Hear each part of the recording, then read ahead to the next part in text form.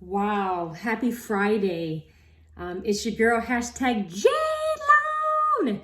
And I am coming at you because what happens typically going into the weekend, and for some of us going into spring break weekend, you are going to be looking at putting offers in on homes. And fortunately or unfortunately, in the market that we are in today, properties that become available have multiple offers on it. And so the realtor or the listing agent and the seller, they're getting 20 to sometimes 40 offers on one property. So how can yours stand out? What are ways that you can get your offer accepted? So I'm here to help you get your offer accepted. Whether you're using me or not, you should really think about these tips. And as always, you can reach out to me or speak with your realtor about the pros and cons of each one of these tips. These are just tips that have won offers in this crazy market, okay? So number one is offer a larger earnest money deposit. So typical earnest money deposit is 1%. Maybe up that to 2% if you really want the property.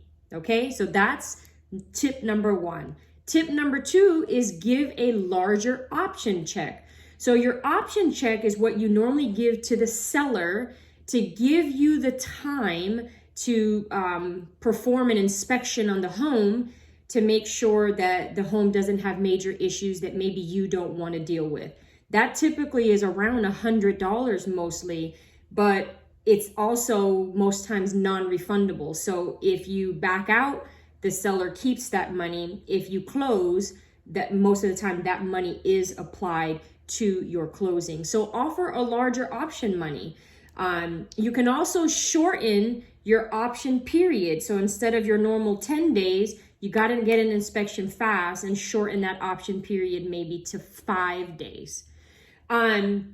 Another thing is right now it's really hard to get sellers to pay anything. Think about it. They're getting 28 offers.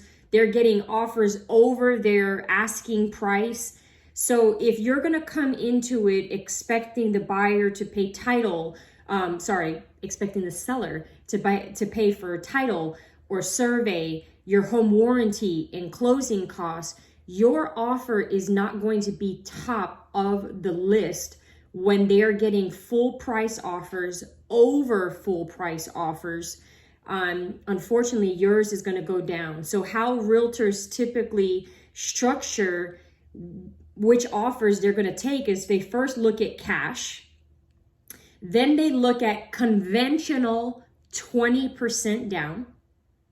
Then they look at conventional 20% down, possibly with appraisal waivers, meaning that the borrower is willing to buy the property dependent on whatever that appraisal waiver states on it, that they'll buy it for X amount of dollars under this price or over this price, regardless of what the appraised value comes in at. And then they look at lower down payments and then all your government and your down payment assistance. Those are getting pushed to the bottom of the pile. Now, am I here to say that no one's winning on FHA? No, but in this market right now, I have tons of pre-approvals sitting here that they cannot get offers on homes because of cash and conventional borrowers. So again, my last tidbit is that how about getting yourself fully pre-approved?